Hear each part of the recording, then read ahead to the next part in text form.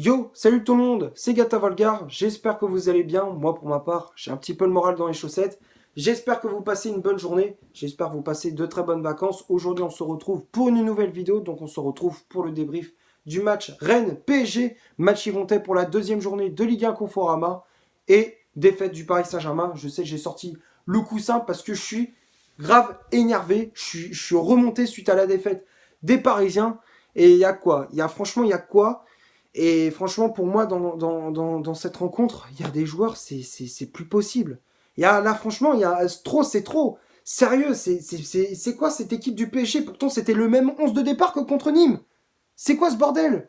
Oh, les gars, il faut vous réveiller là. Certes, c'est le début de saison, mais mec, normalement, t'es censé avoir du répondant. Normalement, tu dois, comment dire, avoir l'envie.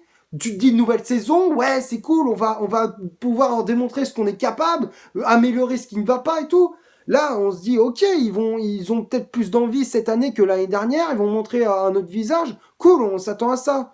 Et au final, si c'est pour voir des mecs pendant 90 minutes qui se font marcher dessus par cette équipe rennaise, voilà, franchement, bravo aux Rennais, franchement, vous avez été supérieurs à nous.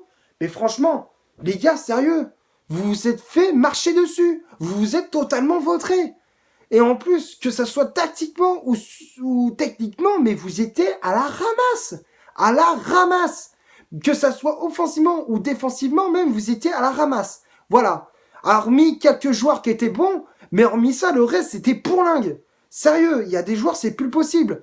Et je parle à Leonardo. Léo, si tu m'écoutes, fais le tri dans l'effectif parisien. Parce que franchement, ce n'est plus possible. Il y a des joueurs, normalement, ils ont plus leur place dans l'équipe du PSG. Je pense, même dans le 11 de départ, tu vois, il y en a des joueurs, qu'est-ce qu'ils foutent là dans le 11 de départ? Tu regardes Meunier, il avance plus à rien. Il avance plus à rien depuis quelques temps. C'est pas la première fois, mais là, ça fait depuis quelques temps qu'il avance plus à rien. Ensuite, Draxler, inexistant, fantomatique durant cette rencontre. Il a rien montré. Draxler, il a été pourlingue sur le terrain. Et ensuite, c'est même pour les remplaçants, ceux qui sont rentrés en jeu. Paredes. Mais Paredes, mais mec, attends. Le mec, pendant un quart d'heure, qu'est-ce qu'il t'a fait? Qu'est-ce qu'il t'a fait, Leandro Paredes? Qu'est-ce qu'il t'a apporté? Il t'a absolument rien apporté. Il a servi absolument à rien. Mec, fais-moi rentrer Idrissa Gueye au lieu de faire rentrer Paredes à la place de Draxler. Et déjà, normalement, t'aurais dû sortir Draxler avant. Voilà, et ça, c'est encore des choix que Tourelle, je ne comprends pas. Sérieux, expliquez-moi les choix de Tourelle. Il te fait sortir Di Maria, mais pourquoi? Pourquoi sortir André Di Maria? Il t'a fait, il faisait un bon match jusque-là. Pourquoi le faire sortir? Fais-moi sortir Draxler et tu fais rentrer Sarabia. Là, je serais d'accord. Là, je t'aurais dit oui. Mais pas Di Maria, je comprends pas. Là, franchement, quand je vois ça, je ne comprends pas. Je me pose des questions. Voilà, c'est quand je vois ça, je me pose des questions. Et après, il te fait sortir Meunier pour faire rentrer Dagba. Mais mec, il fallait mettre Dagba dans le 11 de départ. Meunier, il avance plus à rien. Le mec, alors, il monte, c'est bien. Mais sur les centres, mec, attends, ces centres, ils étaient pourraves. Ils étaient pourlingues. Sérieux, c'est quoi ces centres, sérieux? C'est soit c'était trop court et ça inquiétait, ou c'était dégagé tranquillement par la défense rennaise, ou soit ça allait jusqu'au banc de touche, ou soit c'était, ou ça sortait en 6 mètres, le centre. Sérieux, c'est quoi ces centres? Mec, vous avez pas vu ça à l'entraînement, c'est pas possible, vous avez pas travaillé ça. Mec, attends, c'est quoi ces centres? Bernat, et je dis ça pour Meunier, mais je dis ça pour Bernat aussi. Les centres, c'était pourlingue du côté de Bernat. Franchement, il y a un truc, c'est incroyable, quoi. Le nombre de, techniquement, mais le nombre de pertes de balles ou le nombre de centres pourris, s'il y en avait, mais un paquet, c'était incalculable. Franchement, c'est un truc de malade. Ça, je comprends pas. Bref, donc pour rentrer dans le vif du sujet, donc pour débriefer ces 90 minutes, les 45 premières, bah, elles étaient plutôt médiocres côté parisien. Rennes a clairement dominé cette première période. La plus grosse occasion avant le but d'Edinson Cavani, bah, c'était justement l'attaquant uruguayen au quart d'heure de jeu sur un coup franc d'André Di Maria, voilà, donc tête de Cavani qui est repoussé par le poteau. Donc ça, c'était la première alerte reçue par les Rennais. Ensuite, la plus grosse occasion en première période côté Rennais, c'était une frappe d'Aibagnan, je crois, c'était repoussé par Alphonse Areola, voilà, donc c'était la plus grosse occasion de la part des Rennais. Donc jusqu'au but de Cavani, donc c'était la plus grosse occasion des Rennais. Ensuite, il fallait attendre la 36e minute de jeu pour qu'Edinson Cavani ouvre le score. Voilà, donc deuxième but pour l'attaquant uruguayen cette saison. Voilà, en 2 matchs, Cavani qui inscrit son deuxième but en championnat. Donc voilà, donc le Paris Saint-Germain qui ouvre le score à la 36e, ça fait 1-0. Et ensuite, on s'est fait bouffer. On s'est fait bouffer et ça c'est normal. Voilà, 44e but de Nyang. Et quand tu vois le but, Marquinhos et Thiago Silva, mec, attends, qui s'y foutent sur l'action. Marquinhos, le mec, il est à la ramasse. Tu vois le mec qui court derrière le joueur. Au lieu de tenter un tacle ou je sais pas, le mec il met pas le pied sur le ballon, il fait rien. Et Thiago Silva, il est planté comme un piquet, en train de pivoter, il est comme ça, en train de pivoter avec les mains derrière le dos. Mec, attends, je sais pas, tente un tacle, un peu plus d'agressivité. Sérieux, il y avait rien, défensivement, il y avait rien. Le seul, à la limite, qui avait apporté un peu plus d'agressivité, c'était Abdou Diallo. Et franchement, Diallo, franchement, pour moi, il a été bon. Il a été très très bon. Il a toujours envoyé des tacles, il mettait le pied sur le ballon, c'était toujours propre. Pour moi, Diallo, il a fait son match. Voilà. C'est pas comme Thiago Silva ou Meunier ou, voilà. La limite, Bernat, défensivement, c'était bon. Mais offensivement, c'était pourlin, comme je disais. Les centres, ils étaient pourraves. Voilà. Sinon, hormis ça, Bernat, défensivement, il était bon aussi. Voilà, donc c'était à la limite, défensivement, ceux qui étaient bons, c'était Diallo et Bernat. Sinon, Meunier et Thiago Silva à la ramasse. Voilà. Donc là, sur ce but, donc là, l'arbitre siffle à la mi-temps, donc ça fait un partout entre les deux équipes. Seconde période, on se reprend un deuxième but, et sur le deuxième but, Alphonse, oh, Areola, qu'est-ce que tu fais sur l'action? Au lieu de rester planté comme un lampadaire au niveau de ta ligne de but, sors, mon de Dieu, anticipe une sortie, je sais pas. Parce que là, sur cette action, mais t'es scotché sur ta ligne. Tu regardes le joueur pour se prendre ce ballon de la tête et tu regardes le ballon au fond des filets. Voilà, mais mec, attends, c'est quoi ce sérieux? C'est pas possible. J'ai même pas de mots sur ce deuxième but. Sérieux, en plus, je te parle même pas de la défense parce que Thiago Silva et Marquinhos, ils ont fait aussi de la dope parce qu'ils étaient pas au marquage. Meunier, il était à la ramasse. Et ensuite, Alphonse Areola sur le but, normalement, t'es censé sortir. Pardon, t'es censé faire normalement, t'es censé sortir, quoi. T'es censé anticiper une sortie. Là, t'as rien anticipé du tout. Voilà, t'es resté sur ta ligne et tu t'es encaissé le but. Voilà. Et après, plus rien. Franchement, offensivement, on a quasiment rien montré. Hormis Cavani et Mbappé, et Di Maria qui ont montré quelque chose, et Sarabia. Mais hormis ça, on n'a rien montré. Offensivement, c'était vide. C'était vide total. C'était le néant, quoi. Franchement, là, il faut voir ça à l'entraînement. C'est pas possible. On peut pas continuer la saison avec une telle prestation. C'est pas possible. En Ligue des Champions, quand je vois ça, mais je me dis en Ligue des Champions, mais ça va être quoi? Sérieux, mais qu'est-ce que ça va donner? Des fois, tu te poses des questions, quoi. Et ça te fait flipper. Voilà.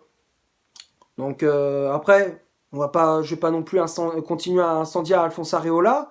Mais bon, voilà, Areola, il a fait quand même il t'a sorti 2-3 parades assez importantes pour éviter le pire, parce qu'on aurait pu se en prendre au moins 2 ou 3 en plus, donc l'addition aurait pu être bien plus salée que cela. Mais bon, Alphonse Areola était présent pour conserver ces 2 buts encaissés, donc voilà. Donc, voilà pour le débrief des 90 minutes. On va passer maintenant à la composition d'équipe que Tourelle a alignée pour ce Rennes PSG. Donc, ça a été un 4-3-3. Personnellement, j'aurais pas fait un 4-3-3, je t'aurais mis un 4-2-3-1. Voilà, donc je t'aurais mis Idrissa Gueye et Verratti devant la défense. Voilà, donc j'aurais retiré Marquinhos, je te l'aurais mis sur le banc. Marquinhos, j'aurais mis sur le banc. Draxler, pareil, j'aurais mis sur le banc. Je t'aurais mis Verratti et Idrissa Gueye devant la défense. Je t'aurais mis Sarabia en 10. Ensuite, Mbappé à droite, Di Maria à gauche et Cavani seul en pointe. Voilà, donc pour moi, je t'aurais fait une compo comme ça. Mais Tourelle, il a voulu conserver son 4-3-3 tout pour l'un. Voilà, personnellement, j'aurais pas fait comme ça. Mais bref, il a fait cette formation-là. Donc, la compo, donc, c'est un 4-3-3 avec Alphonse Areola dans les buts du PSG. La charnière centrale, c'était Abdou Diallo associé à Thiago Silva avec le brassard de capitaine. Meunier latéral droit, Bernat latéral gauche, Marquinhos en poste de sentinelle, Verratti et Draxler en poste de milieu relayeur. Et le trio d'attaque, c'était Cavani en pointe, Di Maria ailier gauche et Kylian Mbappé ailier droit. Voilà, donc après il y a eu les remplaçants qui étaient entrés en jeu. Il y avait Sarabia qui était rentré en jeu à la place d'André Di Maria vers la 57e minute de jeu. Ensuite, il y a eu Colin Dagba qui était entré en jeu à la place de Meunier à la 69e. Et à la 77e, Paredes qui était entré en jeu à la place de Julian Draxler. Voilà, et encore une fois, sur les remplaçants, j'aurais pas fait comme ça. J'aurais laissé Di Maria. J'aurais rentré Pablo Sarabia. Voilà, s'il voulait garder son 4-3-3, j'aurais mis Sarabia aux côtés de Verratti pour le poste de milieu relayeur. Voilà. Ensuite, les latéraux, Colin Dagba, j'aurais déjà mis dans le 11 de départ. Voilà aussi, j'avais oublié de le préciser. J'aurais mis Dagba latéral droit. Voilà, j'aurais fait quelques changements. Mais voilà, donc moi j'aurais mis Dagba à la place, j'aurais préféré un Dagba qu'un Meunier sur le côté droit de la défense parisienne. Mais bon, voilà, il a préféré de prendre Meunier et malheureusement, ça n'a rien donné. Et ensuite, il y a eu Paredes qui était entré en jeu et Paredes, il n'a rien apporté pour moi. Et Andro Paredes, pour moi, je sais pas ce qu'il vaut vraiment, mais franchement, il y a quoi se poser des questions. Paredes, depuis qu'il est entré en jeu, il a rien montré. Donc voilà, donc on va passer maintenant aux statistiques de cette vidéo. Donc on va parler un petit peu des stats. On va commencer par celle du Stade Rennais. Rennes, c'est 42% de possession de balle, 4 corners, 7 tirs au total, dont 3 tirs cadrés, 3 hors-jeu et 15 fautes commises. Donc tout ça, c'est du côté des hommes de Julien Stéphan. Et du côté de Tourelle, donc le Paris Saint-Germain, c'est 58% de possession de balle, 7 corners, 10 tirs au total, dont 3 cadrés également. 2 positions de hors-jeu et 19 fautes commises. Donc ça, c'est du côté du Paris Saint-Germain. Donc ça se voyait, en termes de fautes commises, ça se voyait en fin de match que les Parisiens, ils perdaient leur nerf. Et donc voilà. Alors, je ne sais pas si les joueurs ils étaient agacés auprès du match. Est-ce que c'est termes d'occasion et tout. Et aussi, des fois, tu as l'affaire Neymar je sais que je parle un petit peu de l'affaire Neymar et tout, mais bon, je suis obligé d'en parler parce que, voilà, je fais une petite parenthèse affaire Neymar parce que, bon, parce que j'ai pas donné mon avis depuis un petit moment, je me suis dit bon, je m'en bats les couilles, clairement Neymar, j'en ai strictement rien à foutre. Et voilà, donc pour moi Neymar, si je devais faire un choix entre laisser partir Neymar et le garder, perso je l'aurais laissé partir parce que franchement c'est plus possible. Franchement Neymar, pour moi ça fait 2 ans qu'il est là, ça fait 2 ans qu'il apporte rien. Pour moi c'est lui qui fout la merde dans le vestiaire parisien. Donc pour moi, Neymar, je dégagerais. Clairement, je le dégagerais et je prendrais un mec du type Philippe Coutinho, Paolo Dybala. Bon, Coutinho, c'est mort parce qu'il a rejoint le Bayern. Mais j'aurais recruté un mec comme Paolo Dybala, un mec de ce calibre-là. Voilà, donc personnellement, j'aurais changé Neymar et j'aurais recruté un joueur du type Dybala. Voilà, donc Léo, si tu m'écoutes, franchement, fais ce que je te dis. Mais bon, même si tu m'écoutes pas, mais bon, franchement, si tu m'écoutes, fais ce genre de choses parce que franchement, ça ferait énormément bien à plusieurs supporters parisiens parce que là, on ne peut plus voir Neymar. Voilà. Donc là, je ferme la parenthèse sur l'affaire Neymar. Donc donc on va maintenant donc comme je disais les stats, donc il y avait 19 fautes commises, donc ça se voyait que les Parisiens lâchaient les nerfs, voilà, ils avaient perdu leur sang-froid et donc voilà, ils avaient commis 15 000 fautes en espace de 5 minutes, donc voilà, donc ils avaient perdu leur sang-froid et on savait déjà que le match était mort. Donc maintenant, on va passer au top et au flop de cette vidéo. Donc les tops pour moi, c'est Alphonse Areola quand même si bon, j'avais incendié lors du deuxième but, même s'il est responsable sur le deuxième but rennais. Hormis ça, il a sorti quand même 2-3 parades pour éviter le pire, voilà, donc si je puis dire. Donc quand même, Alphonse Areola, il a sorti quelques parades, assez miraculeuses, si je puis dire. Donc Alphonse Areola, c'est le top. Ensuite, Thiago Silva et Diallo. Silva, je le mets dans le flop, pardon, parce que Silva, j'ai trouvé décevant durant cette rencontre. Donc pour moi, il a été totalement à la rue. Donc pour moi, Silva, je le mets dans le flop. Diallo, je le mettrais dans le top parce que pour moi, Abdou Diallo, il a fait un très très bon match. C'est lui qui a apporté seulement l'agressivité et la grinta dans la défense du PSG. Mais malheureusement, c'était le seul. Il était seul avec Bernat pour apporter de la grinta dans la défense parisienne. Mais malheureusement, ça n'a pas suffi. Ensuite, les latéraux. Meunier, je le mettrais dans le flop parce que pour moi, défensivement, il n'a rien apporté. Il a été à la ramasse et offensivement sur les centres, rien du tout. Donc pour moi, Meunier, il a été totalement, il est passé totalement à côté de son match. Donc pour moi, Meunier, c'est le flop.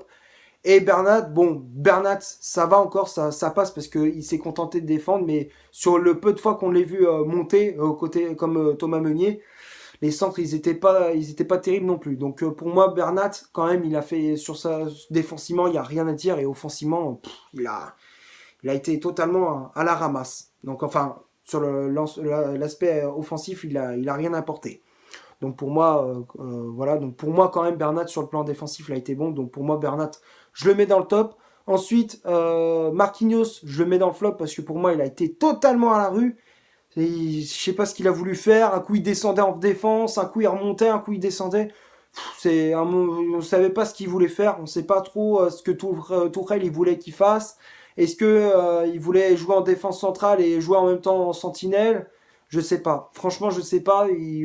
Franchement, Marquinhos, il m'a vraiment déçu durant cette rencontre. Ensuite, Draxler et Verratti. Verratti, je le mets dans le top parce que bon, il a quand même ratissé pas mal de ballons. Il a distribué également pas mal de ballons à Di Maria, Mbappé ou encore à Cavani. Donc pour moi, Verratti, même s'il s'est pris un petit carton jaune, il a quand même été, bon durant cette rencontre. Ensuite, Draxler, mais Draxler, franchement, c'est le flop total. Draxler, c'est catastrophique. Franchement, dans cette rencontre, il a été fantomatique. Il a rien montré. Franchement, Draxler, pour moi, c'est le flop total. Voilà, donc qu'est-ce que je te dis? Draxler, il faut qu'il ait intérêt à se réveiller parce que sinon, après, c'est plus possible, quoi. En tant que supporter parisien, on a vraiment ras le cul. Voilà, du jeu de Draxler. Ensuite, le trio d'attaque, Mbappé, Cavani, Di Maria, les trois, je les mets dans le top parce que quand même, ils ont été bons. Cavani, c'est lui qui a quand même apporté plus de danger aux côtés de Di Maria et d'Mbappé. Voilà, donc c'était eux qui apportaient le plus de danger, même s'il a fait quelques glissades, Edinson Cavani. Mbappé, il a apporté de la vitesse dans le jeu parisien, mais bon, il était tout seul pour apporter de la vitesse, donc du coup, il avait beaucoup de difficultés dans cette rencontre. Et Di Maria, bon, c'est lui qui distribuait les ballons comme Marco Verratti. Il a fait quand même aussi pas mal de replis défensifs pour attraper les conneries de Draxler. Donc quand même, Di Maria, il a été très très bon durant cette rencontre, jusqu'à sa sortie en jeu. Donc pour moi, Di Maria, c'est le top. Ensuite, les remplaçants, Sarabia, je le mets dans le top parce que bon, il a quand même tenté plusieurs tentatives lointaines et tout. Donc il a apporté de la grinta à l'attaque du PSG. Donc pour moi, Sarabia, je le mets dans le top. Ensuite, le petit Dagba, pour moi, je le mets dans le top également parce que moi, j'ai trouvé très bon durant cette rencontre. Donc pour moi, comment dire, Dagba, je le mets dans le top depuis son entrée en jeu. Et ensuite, le flop, Leandro Paredes. Paredes, pour moi, c'est le flop. Il a rien montré. Il a été inexistant depuis qu'il est entré en jeu. Donc pour moi, Paredes, c'est le flop total. Voilà, donc c'est tout ce que j'avais à dire pour ce Rennes PSG. Voilà, donc débrief match assez décevant de la part de nos Parisiens. J'espère quand même que la vidéo vous aura plu. Si c'est le cas, vous laissez un énorme like. Tu cliques ici pour t'abonner pour rien rater de mes vidéos. Tu cliques ici pour en voir une autre si tu le souhaites. Et moi, je te dis à la prochaine pour une prochaine vidéo. Ciao!